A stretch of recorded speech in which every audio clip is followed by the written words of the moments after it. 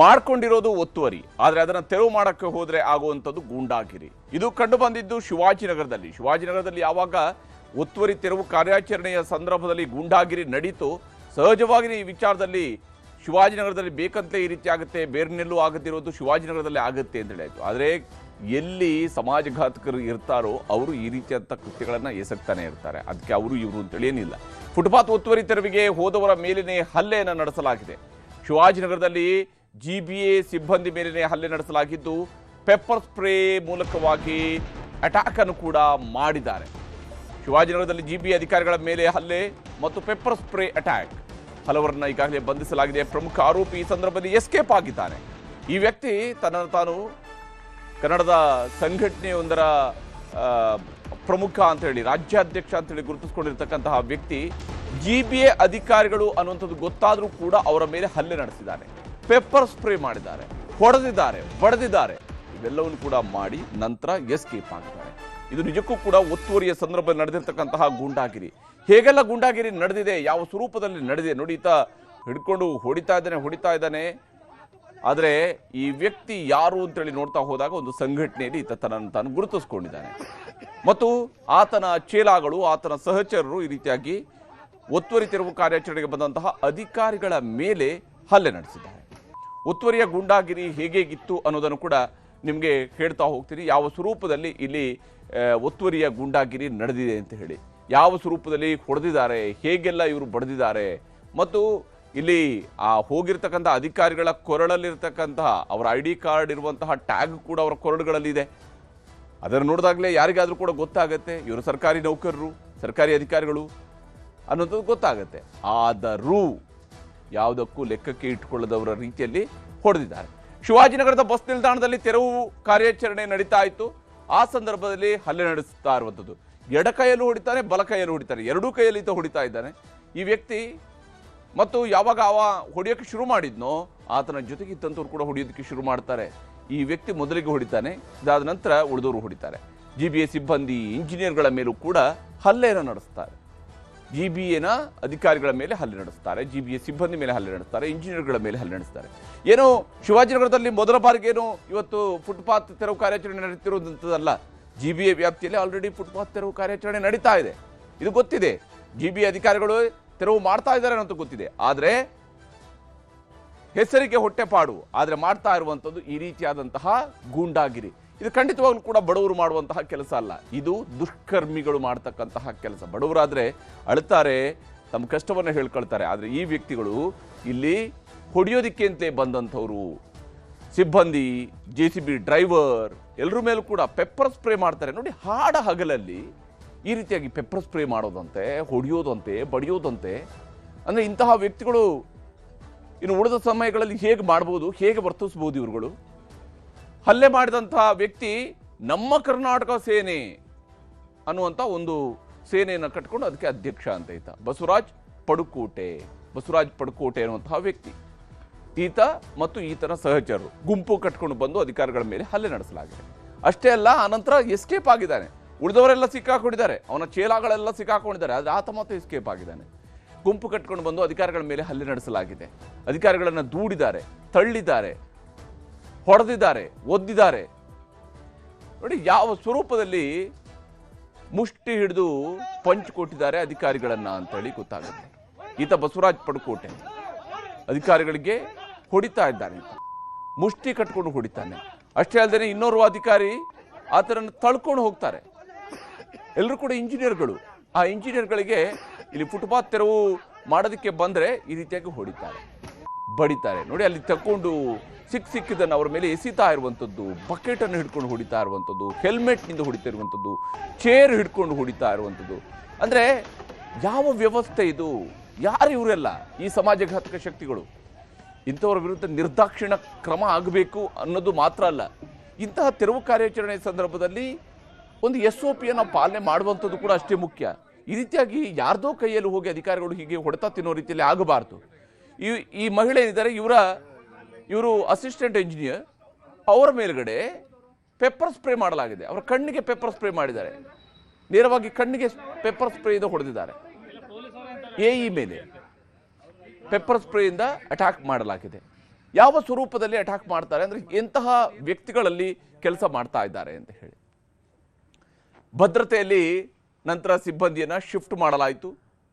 ಪೊಲೀಸರು ನಂತರ ಬರ್ತಾರೆ, ಭದ್ರತೆಯಲ್ಲಿ ಅವರನ್ನು ಶಿಫ್ಟ್ ಮಾಡ್ತಾರೆ.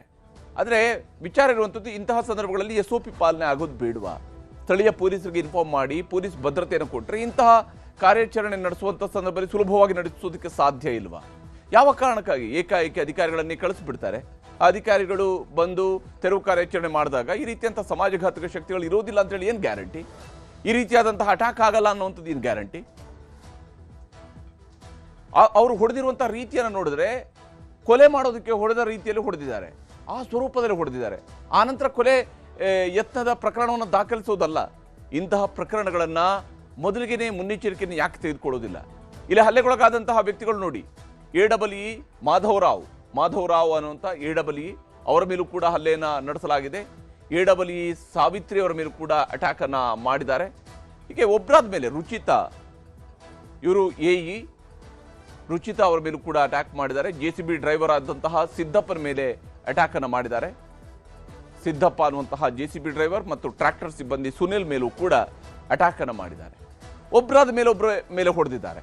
ಅಂದ್ರೆ JCB ಅನ್ನೋದು ಕಾರ್ಯಾಚರಣೆ ಮಾಡ್ತಾ ಇದ್ದಾರೆ ಅಂತ ಗೊತ್ತಾಗ್ತಾ ಇದ್ದಂತೆ ಹೀಗೆ ಹೊಡೆಯೋ ಕೆಲಸವನ್ನ ಮಾಡಿದ್ದಾರೆ. ಇಲ್ಲಿ ಹಲ್ಲೆಗೊಳಗಾದಂತಹ ಅಧಿಕಾರಿಗಳು ಏನೇನು ಹೇಳಿದ್ದಾರೆ ಅನ್ನೋದು ನಿಮ್ಗೆ ತೋರಿಸ್ತೀನಿ. ಇಲ್ಲ, ಅದು ಫುಟ್ಪಾತ್ ಕಾರ್ಯಾಚರಣೆ ಮಾಡೋ ಟೈಮ್ನಾಗ ಏಕಾಏಕಿ ಜನ ಬಂದ್ಬಿಟ್ಟು ನಮಗೆ ಹೊಳ್ಳಿಕ್ಕೆ ಸ್ಟಾರ್ಟ್ ಹೊಡೆದ್ರು. ಅದಕ್ಕೆ ಇಲ್ಲಿ ಏನ್ ಮಾಡಿ ಅವ್ರೇನು ಅಲ್ಲಿ ಲೋಕಲ್ ಅವರು ಫುಟ್ಪಾತ್ ಅವರಲ್ವ? ಅವ್ರು ಯಾರಾದ್ರೆ ನಮ್ಗೆ ಗೊತ್ತಿಲ್ಲ, ಅವರು ಎಲ್ಲಿಂದ ಬಂದ್ರು ಅದನ್ನು ಗೊತ್ತಿಲ್ಲ. ಮಾತಿನ ಚಕಮಕಿ ಏನಾದ್ರು ಆಯ್ತಾ? ಯಾರು ಸಿಗ್ಲಿಲ್ಲ, ಎಲ್ಲರೂ ಹೋಗ್ಬಿಟ್ರು ಹೊಡೆದಿಸಿ. ಈ ಕಾರ್ಯಾಚರಣೆ ಆರಂಭ ಮಾಡಿ ಎಷ್ಟು ನಿಮಿಷ ಆಗಿತ್ತು? ಎಷ್ಟು ನಿಮಿಷದಲ್ಲಿ ಅವ್ರು ಬಂದ್ರು? 11 ಗಂಟೆಗೆಲ್ಲ ಸ್ಟಾರ್ಟ್ ಮಾಡಿದ್ವಿ. ತಿರ್ಗಾ 12ವರೆಗೆ ಬಂದ್ರು, ಸ್ಟಾಪ್ ಮಾಡಿದ್ರು ಅಷ್ಟೇ. ಎಷ್ಟು ಜನರ ಗುಂಪು ಇತ್ತು? ಅವ್ರು ಯಾವ ವೆಹಿಕಲ್ ಅಲ್ಲಿ ಬಂದಿದ್ರು? ಎದ್ರಲ್ಲಿ ಬಂದ್ರೆ ನಮಗ್ ಗೊತ್ತಿಲ್ಲ, ಮುನ್ನಡೆ ಕೆಲಸ ಮಾಡ್ತಾ ಇದೀವಿ ಅಷ್ಟೇ ಗೊತ್ತಿರೋದು ನಮ್ಗೆ. ನಿಮ್ಮ ಅಧಿಕಾರಿಗಳೆಲ್ಲ ಸೇರಿ, ನಿಮ್ಮ ಕಾರ್ಯಾಚರಣೆ ಮಾಡುವಂತ ನಿಮ್ಮ ತಂಡ ಸೇರಿ ಒಟ್ಟು ಎಷ್ಟು ಜನ ಇದ್ರಿ ನೀವು? ಅವ್ರು ಎಷ್ಟು ಸಂಖ್ಯೆಯಲ್ಲಿ ಇದ್ರು? ಅವರು ಇಬ್ಬರೇನ ನೋಡಿದೀವಿ. ಅವ್ರು ಇಬ್ಬರು 3 ಜನ 4 ಜನ ಇದಾರೆ. ಅವರು ನಾವು ಜಾಸ್ತಿ ಜನ ಇದ್ದೀವಿ. ಈ ಫುಟ್ಪಾತ್ ಮೇಲೆ ಇದ್ದಂತ ಅಂಗಡಿಯ ಮಾಲೀಕರು ಕೂಡ ಅವ್ರ ಜೊತೆ ಸೇರ್ಕೊಂಡ್ರ ಹೇಗೆ? ಅದು ಏನೋ ಪರಿಚಯ ಇಲ್ಲ ನಮ್ಗೆ ಅವರು ಯಾರು. ಸರ್, ನಾವು 10:10 ಸ್ಟಾರ್ಟ್ ಆಯ್ತು ಸರ್ ತೆರವು ಮಾಡೋದು. 10 ನಾರ್ಮಲ್ ಹೇಗೆ ಹೋಗ್ತಿತ್ತು ಅದೇ ಥರ ಹೋಗ್ತಿತ್ತು. ಇದಾದ್ಮೇಲೆ ಇವಾಗ ಕರೆಕ್ಟಾಗಿ ಅವ್ರು 12:45 ಡೈರೆಕ್ಟಾಗಿ ಕಾರಿಂದ ಬಂದು ಹೇಳಿದ್ರು, ಇನೋವಾ ಕ್ರಿಸ್ಟಾಯಿಂದ ಬಂದು ಹೇಳಿದ್ರು. ನಮ್ಮ JCB ಆಪ್ರೇಟರ್ಗೆ ಸ್ಪ್ರೇ ಹೊಡೋದ್ರು. ಅದಾದ್ಮೇಲೆ ನಮ್ಮ ಮೇಡಮ್ ಸ್ಪ್ರೇ ಹೊಡೋದು, ನಮಗೆ ಹೊಡೆಯಕ್ಕೆ ಬಂದು ನಾನು ಟರ್ನ್ ಆದೆ. ನೆಕ್ಸ್ಟ್ ನಮ್ಮ AEE ಸರ್ ಇದ್ದಾರೆ, ಅವ್ರ ಮೇಲೆ ಅಟೆಂಪ್ಟ್ ಮಾಡಿದ್ರು. ನಾವು ಹೋಗಿ ಸೇವ್ ಮಾಡಿದಾಗ ನನಗೆ ಅವ್ರಿಗೆ ಇಬ್ಬರಿಗೂ ಬಂತು. ಪೊಲೀಸರು ಇದ್ದರು, ಬಟ್ ಅವ್ರೇನು ಯೂಸ್ ಆಗಲಿಲ್ಲ. 4 ಜನ ಪೊಲೀಸ್ ಇದ್ದರು, ಏನೂ ಮಾಡಲಿಲ್ಲ. ಬಟ್ ನಾವು ಅಲ್ಲಿ ಸ್ಟೇಷನ್ಗೆ ಬರೋಕ್ಕಿಂತ ಮುಂಚೆ ಅವರೇ ಬಂದು ಅವ್ರು ಕೂರಿಸ್ಕೊಂಡು ಸೇಫ್ ಮಾಡ್ಕೊಂಡು ಕರ್ಕೊಂಬಂದು ಇಟ್ಕೊಂಡಿದ್ದಾರೆ.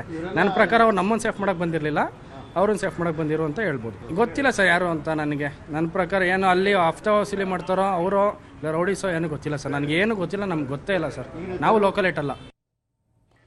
ನೋಡಿ, ಇಲ್ಲಿ ಸಿಬ್ಬಂದಿ ಹೇಳ್ತಾ ಇರುವಂತಹ ಮಾತನ್ನು ಗಮನಿಸಿ. ಪೊಲೀಸರು ಇದ್ರು, 4 ಜನ ಇದ್ರಂತೆ. ಆದ್ರೆ ಅವರು ಯಾರು ಹೊಡೆದಿದ್ದಾರಲ್ಲ ಅವ್ರನ್ನ ಮೊದಲು ಸೇಫ್ ಮಾಡ್ಕೊಂಡು ಕರ್ಕೊಂಡು ಹೋದ್ರೆ ಹೊರತು ನಮ್ಮನ್ನಲ್ಲ. ಯಾವ ಅಧಿಕಾರಿಗಳನ್ನ ಹಾಗಾದ್ರೆ ಇಲ್ಲಿ ಪೊಲೀಸರು ನೇಮಕ ಮಾಡಿದ್ದಾರೆ? ಬೆಂಗಳೂರಿನಲ್ಲಿ ಪೊಲೀಸ್ ಸ್ಟೇಷನ್ಗಳಲ್ಲಿ ಈ ರೀತಿಯಾದಂತಹ ಕೆಲಸ ಹಾಗಾದ್ರೆ ನಡೀತಾ ಇದೆ ಅಂದ್ರೆ ಇವರಿಂದ ಇದು ಹಪ್ತಾ ವಸೂಲಿ ಮಾಡ್ತಾ ಇರುವಂತಹ ಗ್ಯಾಂಗ್ಗಳ, ಅದರ ಜೊತೆಗೆ ಪೊಲೀಸರು ಕೂಡ ಶಾಮೀಲಾಗಿದ್ದಾರೆ. ಅಧಿಕಾರಿಗಳಿಗೆ ಇವರು ಭದ್ರತೆಯನ್ನು ಕೊಡೋದಕ್ಕೆ ಹೋಗಿದ್ದಾರಾ ಅಥವಾ ಇನ್ನೇನಕ್ಕೆ ಹೋಗಿದ್ದಾರೆ ಅವರಲ್ಲಿ? ಯಾಕಂದ್ರೆ ಅಷ್ಟು ಅಟ್ಯಾಕ್ ಆದಾಗ 4 ಜನ ಖಾಕಿದಾರಿಗಳಲ್ಲಿ ಇದ್ರೆ ಸಾಕು, ಅವ್ರನ್ನ ಸ್ಟಾಪ್ ಮಾಡಿಸೋದಕ್ಕೆ ಸಾಧ್ಯ ಆಗ್ತಿತ್ತು. ಅವರ ಎದುರುಗಡೆನೆ, ಅವರ ಕಣ್ಣೆದುರುಗಡೆನೆ ಈ ರೀತಿಯಾಗಿ ಹೊಡೆಯುವಂತಹ ಧೈರ್ಯ ಇವ್ರಿಗೆ ಎಲ್ಲಿಂದ ಬರೋಕ್ಕೆ ಸಾಧ್ಯ? ಅಂದ್ರೆ ಈ ರೀತಿಯಾಗಿ ಅಟ್ಯಾಕ್ ಆಗಲಿ ಅನ್ನುವಂತಹ ರೀತಿಯಲ್ಲಿದೆ. ಇದನ್ನ ಖಂಡಿತವಾಗ್ಲೂ ಕೂಡ ಸರ್ಕಾರ ಗಂಭೀರವಾಗಿ ತೆಗೆದುಕೊಳ್ಬೇಕು. ಮತ್ತು ಇಲ್ಲಿ ಯಾವ ಅಧಿಕಾರಿಗಳಲ್ಲಿ ನಿಯೋಜನೆಗೊಂಡಿದ್ರು ಪೊಲೀಸ್ ಅಧಿಕಾರಿಗಳು, ಅವರ ಮೇಲೆ ಮೊದಲು ಕ್ರಮ ಆಗಬೇಕು. ಅದಾದ ನಂತರ ಈ ಯಾರು ಅಟ್ಯಾಕ್ ಮಾಡಿದಾರಲ್ಲ ಅವ್ರ ಮೇಲೆ ಕ್ರಮ ಆಗಬೇಕಾಗಿರುವಂತದ್ದು. ಯಾಕಂದ್ರೆ ಇವ್ರಿಗೆ ಭದ್ರತೆಯನ್ನು ಒದಗಿಸೋದಕ್ಕೆ ಸಾಧ್ಯ ಆಗದೇ ಇದ್ರೆ ಯಾವ ಧೈರ್ಯದಲ್ಲಿ ಹಾಗಾದ್ರೆ ಪೊಲೀಸ್ ಪ್ರೊಟೆಕ್ಷನ್ ಅನ್ನು ತೆಗೆದುಕೊಳ್ಬೇಕು? ಯಾವ ಕಾರಣಕ್ಕಾಗಿ ಪೊಲೀಸರು ಬೇಕಲ್ಲಿ? ಈ ಇಡೀ ಕಾರ್ಯಾಚರಣೆಯಲ್ಲಿ ಒತ್ತುವರಿ ತೆರವು ಅಧಿಕಾರಿಗಳ ಮೇಲೆ ಹಲ್ಲೆ ಮಾಡಿದಂತಹ 10 ಮಂದಿಯನ್ನು ಈಗಾಗಲೇ ಬಂಧಿಸಲಾಗಿದೆ. ಈತ ಎಸ್ಕೇಪ್ ಆಗಿದ್ದಾನೆ, ಇನೋವಾ ಕ್ರಿಸ್ಟಾದಲ್ಲಿ ಬಂದಿದ್ದಂತೆ. ಕಮರ್ಷಿಯಲ್ ಸ್ಟ್ರೀಟ್ ಪೊಲೀಸರಿಂದ ಆರೋಪಿಗಳನ್ನ ಬಂಧಿಸಲಾಗಿದೆ.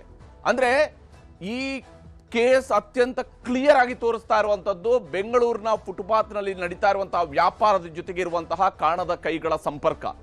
ಯಾವ ಸ್ವರೂಪದಲ್ಲಿ ಸಂಪರ್ಕಗಳಿದಾವೆ, ಯಾವ ರೀತಿಯ ನೆಟ್ವರ್ಕ್ ಇಲ್ಲಿದೆ, ಇದು ಇಲ್ಲಿ ಸ್ಪಷ್ಟವಾಗಿ ಗೋಚರಿಸ್ತಾ ಇದೆ. 10:10 ಶುರು ಆಗುತ್ತೆ ತೆರವು ಕಾರ್ಯಾಚರಣೆ. ನಂತರ 1 ಗಂಟೆ ಬಿಟ್ಕೊಂಡು ಯಾರೋ ಕಾರಲ್ಲಿ ಬರ್ತಾನೆ, ಹೊಡಿತಾನೆ.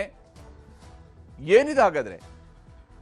ಮುಜಾಹಿದ್, ರಂಜಿತ್, ಕೊಟ್ರೇಶ್, ರಘು, ಪ್ರತಿಭಾನ್, ಬಸವರಾಜು, ರಂಗಸ್ವಾಮಿ, ಪರಶುರಾಮ್, ಭರತ್, ಕಿರಣ್ ಇವರೆಲ್ಲರನ್ನು ಕೂಡ ಈಗಾಗಲೇ ಪೊಲೀಸರು ಅರೆಸ್ಟ್ ಮಾಡಿದ್ದಾರೆ. ಆದರೆ ಪ್ರಮುಖ ಆರೋಪಿಯಾಗಿರುವಂತಹ ಈ ಏನು ಕರ್ನಾಟಕ ಸೇನೆ ಅಂತೇಳಿ ಒಬ್ಬ ಕಟ್ಕೊಂಡಿದ್ದಾನೆ, ಆತ ಬಸವರಾಜ್, ಆತ ನಾಪತ್ತೆಯಾಗಿದೆ, ಓಡೋಗಿದ್ದಾನೆ. ಉಳಿದವ್ರನ್ನೆಲ್ಲ ಹಳ್ಳಕ್ಕೆ ತಳ್ಳಿ ತಾನು ಮಾತ್ರ ಎಸ್ಕೇಪ್ ಆಗಿದ್ದಾನೆ. ಆತ ಓಡೋಗಿದ್ದಾನೆ. ಇಲ್ಲಿ ಅಧಿಕಾರಿಗಳು ಏನು ಹೇಳಿದ್ದಾರೆ ಅನ್ನೋದು ಕೂಡ ನಿಮ್ಗೆ ತೋರಿಸ್ತೀನಿ. ಸದ್ಯಕ್ಕೆ 5 ಜನಕ್ಕೆ ನಾವು ವಶಕ್ಕೆ ತಗೊಂಡಿದ್ದೇವೆ. ಇನ್ನೂ ಜನ ಜಾಸ್ತಿ ಇದ್ದರೆ ಅವ್ರ ಬಗ್ಗೆ ನಾವು ಮಾಹಿತಿ ಪಡೆದು ಅದನ್ನು ಕ್ರಮ ತಗೊಳ್ತೀವಿ ಮತ್ತು ಸ್ಟ್ರಿಕ್ಟ್ ಆ್ಯಕ್ಷನ್ ಕೂಡ ತಗೊಳ್ತೀವಿ. ಯಾಕೆಂದರೆ ಇದು ಇಂಥ ಇನ್ಸಿಡೆಂಟ್ ಆಗಬಾರ್ದಾಯಿತು. ಇದು ನಡೆದಿದೆ, ಅದು ಯಾವ ಕಾನೂನಿಗೆ ಅವ್ರ ಕೈ ತಗೊಳ್ಳಿಕ್ಕೆ ಸಾಧ್ಯನೇ ಇಲ್ಲ. ಕೋರ್ಟ್ ಇದೆ ಅಥವಾ ಲೀಗಲ್ ಪ್ರಕಾರ ಏನು ಯಾರು ಮಾಡಬೇಕು ಮಾಡಿ. ಬಟ್ ಸರ್ಕಾರದ ಆದೇಶ ಅನುಸಾರ ಎಲ್ಲ ಕಡೆ ಫುಟ್ಪಾತ್ ಕ್ಲಿಯರೆನ್ಸ್ ಆಗ್ತಾ ಇದೆ. ಸೊ ಇದರಲ್ಲಿ ಯಾರು ಸಿಬ್ಬಂದಿಯವರು, ಸರ್ಕಾರಿ ಸಿಬ್ಬಂದಿಯವರು ಅವರು ಸರ್ಕಾರ ಪರವಾಗಿ ಕೆಲಸ ಮಾಡ್ತಾರೆ. ಸೊ ಇಂಥದ್ದು ಕೆಲಸ ಮಾಡುವಾಗ ಯಾರಿಗೆ ಕಾನೂನು ಕೈ ತಗೊಳ್ಳಿಕ್ಕೆ ಪ್ರಶ್ನೆ ಇಲ್ಲ. ನಾವು ನಿರ್ದಿಷ್ಟವಾಗಿ ನಾವು ಸ್ಟ್ರಿಕ್ಟ್ ಆ್ಯಕ್ಷನ್ ತಗೊಳ್ತೀವಿ. DCP ಹೋಗಿದ್ರೆ ಜಾಯಿಂಟ್ ಕಮಿಷನರ್ ಹೋಗಿದ್ದಾರೆ. ಇದಕ್ಕೆ ಸಂಬಂಧಪಟ್ಟಾಗೆ ಈಗ ಆಲ್ರೆಡಿ 7 ಜನನ ನಾವು ಸೆಕ್ಯೂರ್ ಮಾಡಿದ್ದೀವಿ. ತನಿಖೆ ನಡೀತಾ ಇದೆ. ಇನ್ನೂ ಇದರಲ್ಲಿ ಯಾರು ಪ್ರಮುಖರಿದ್ದಾರೆ ಅವ್ರಿಗೆ ಅರೆಸ್ಟ್ ಮಾಡಲಿಕ್ಕೆ 2 ವಿಶೇಷ ತಂಡಗಳನ್ನು ರಚಿಸಿದ್ದೀವಿ. ಅವ್ರನ್ನ ಕೂಡಲೇ ನಾವು ಅರೆಸ್ಟ್ ಮಾಡ್ತೀವಿ. ಅದೇ ಅದು ತನಿಖೆ ಮಾಡ್ತೀವಿ. ಈಗ ಏನು ಸ್ಪ್ರೇ ಮಾಡಿದ್ದಾರೆ ಅದನ್ನೆಲ್ಲ ನಾವು ಕಲೆಕ್ಟ್ ಮಾಡಬೇಕಾಗುತ್ತೆ.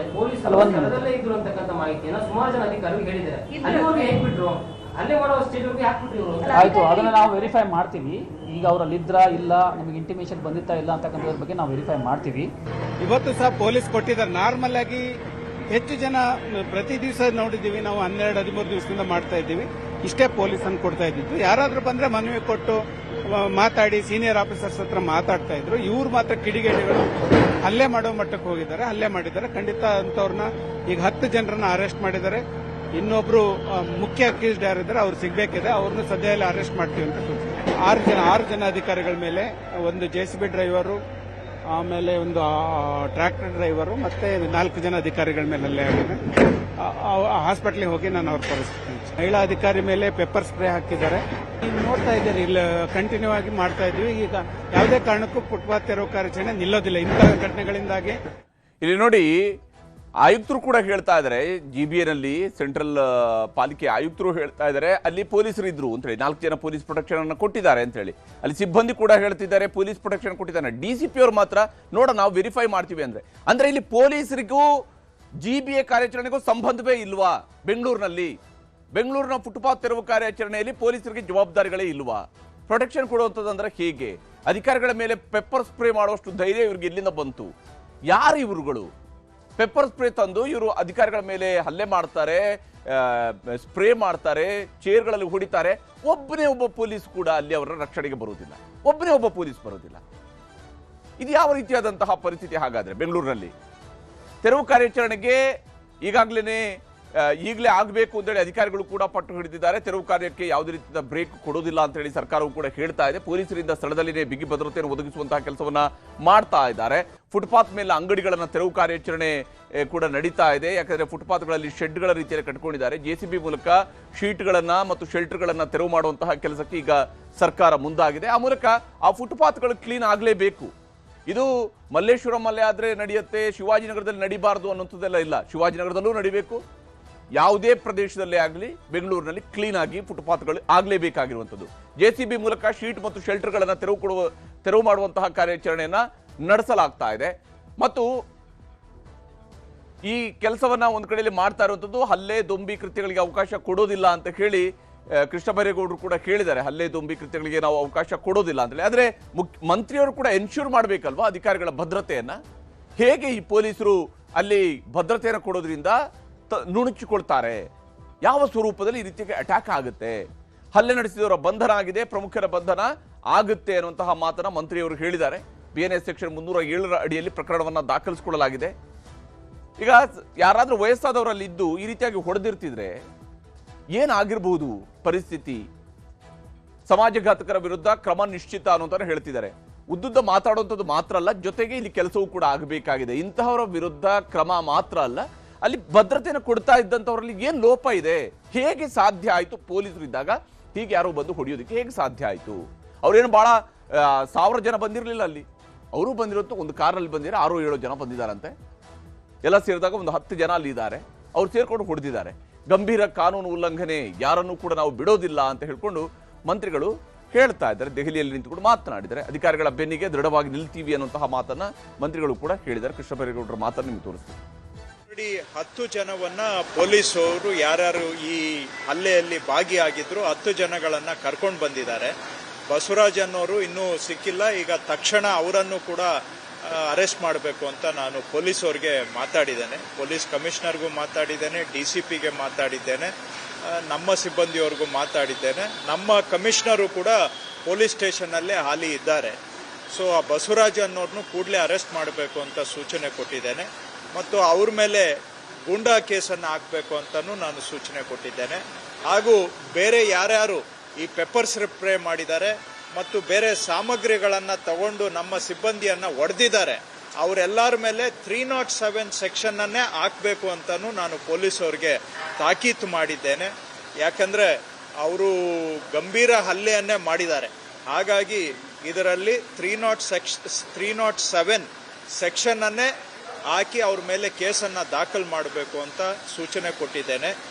ಯಾರಾದರೂ ತೊಂದರೆ ಆದರೆ ಅವರು ಬರಬೇಕು, ಅಧಿಕಾರಿಗಳ ಹತ್ರ ಅಥವಾ ನಮ್ಮ ಹತ್ರ ಮಾತಾಡಬೇಕು, ತೊಂದರೆಗೆ ಪರಿಹಾರ ತಗೊಳ್ಬೇಕು. ಅದನ್ನು ಬಿಟ್ಟು ಸಾರ್ವಜನಿಕ ಕೆಲಸ ಮಾಡ್ತಾ ಇರುವ ಸರ್ಕಾರಿ ಅಧಿಕಾರಿಗಳ ಮೇಲೆ ಹಲ್ಲೆ ಮಾಡೋದನ್ನ ಯಾವುದೇ ಕಾರಣಕ್ಕೂ ಕೂಡ ನಾವು ಸಹಿಸಲಿಕ್ಕೆ ಆಗೋದಿಲ್ಲ.